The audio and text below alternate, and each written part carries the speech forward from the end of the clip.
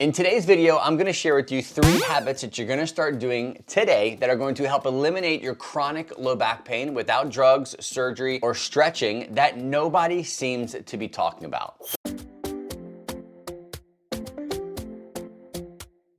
Real quick, if you're dealing with chronic back pain, odds are someone told you that exercising is going to heal your pain. I even talk about working out and how I use exercise to heal years of chronic back pain. There's a right and a wrong way of doing it. I want to give you a free guide. Go to fitnessforbackpain.com/pain-free training. If you have chronic low back pain, you've got to look at exercise differently. And I give you everything I know in this free guide. Go to fitnessforbackpain.com/pain-free training. Let's jump back into the video. The first habit I want you to take on is focusing more on a mental mindset side of pain versus the mechanical correction. There is such thing as the mind-body pain system. It's not just mechanical. You could have a herniated disc, you can have a bulging disc, you can be post-surgery and not experience chronic low back pain. Then what do we do when we're in pain? I always have people do inside of my Accelerator Strength and Pain Relief program. It's focusing on the mind-body healing process first. We understand how pain becomes chronic, how to desensitize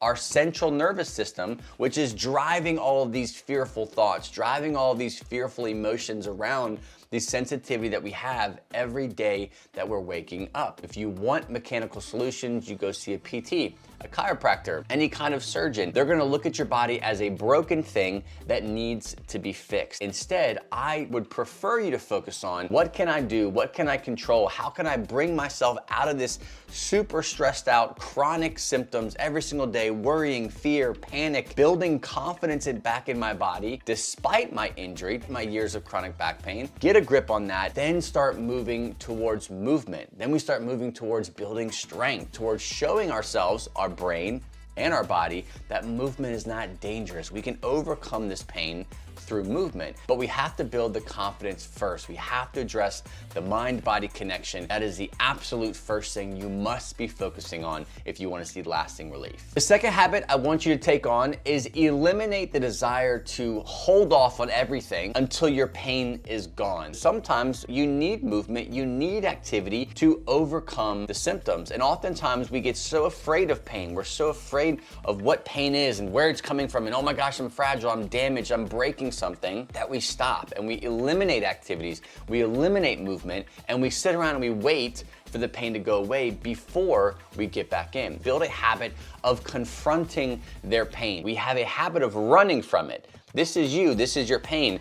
As your pain approaches, your symptoms start increasing, you're sitting at your desk for 3 hours straight, and now your back's starting to hurt. You run from it. You start taking medication, you start stretching, you start freaking out and catastrophizing. Instead, if you were to turn and you face your symptoms and you address them from a non-fearful perspective, you use tools that will help desensitize your central nervous system in that moment, you learn to be able to confront your symptoms in a positive way, then run from them out of fear, anxiety, and worry. A part of this is what I call changing the climate of your pain-brain relationship. All symptoms come from the brain. If you allow the climate of your head to be negative, to be fearful, to be anxiety, to be worried, then that's going to exacerbate these symptoms. They're going to make them worse. You have to focus on is changing the climate of your brain pain relationship. And oftentimes it's not waiting until you're pain-free to do this, but finding opportunities to go and enjoy life still, to be in movement, an environment where you are being challenged physically will help you build confidence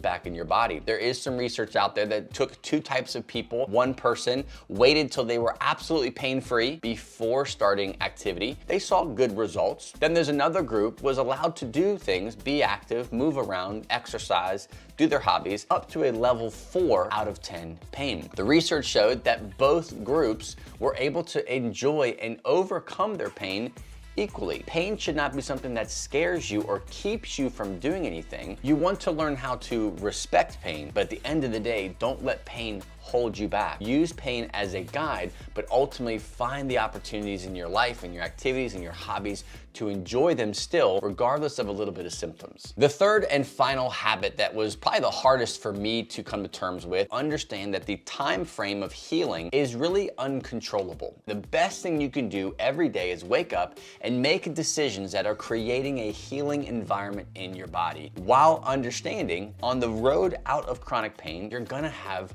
setbacks. It's a part of the process. You're trying to dig out a lot of issues that are not just how you hinge or if you can contract your glutes and your abs at the same time. That's not what chronic back pain is about. Instead, what you're looking at is a holistic, whole body approach. Oftentimes we get stuck with looking at the low back and trying to figure out what kind of stretch, what kind of strengthening, what kind of sitting position, sleeping position is going to help that low back. We become so hyper focused on that low back area that we forget that the whole body operates together as one big chain. Everything works together to create the human body. Introduce movement, healing from a whole body perspective. Your low back is going to, in return, begin to desensitize. You're gonna wake up muscles that have been very painful and achy and stiff for very long periods of time. That is the best way to approach chronic back pain. Not become hyper-focused, not become so, I gotta change this one little area of my body. Instead, take a whole body approach, get comfortable with modifying your life, modifying your workouts, taking time off, resting so that this area can heal, but ultimately you can incorporate the entire body at the same time. Hey, before you head out, make sure you go grab that free guide, fitnessforbackpain.com/pain-free training. It is my free gift to you for hanging around this long and checking out my content. Go to fitnessforbackpain.com/pain-free training if you want to see how I build back pain friendly workouts that build strength, that make you feel confident, that reduces your symptoms due to poor decisions when it comes to exercise choice, the structure of your workouts, the frequency, the volume, everything that goes into building a workout. I do it specifically for chronic back pain individuals, and I give it all for free. Go to fitnessforbackpain.com/pain-free training, and I will see you on the next episode.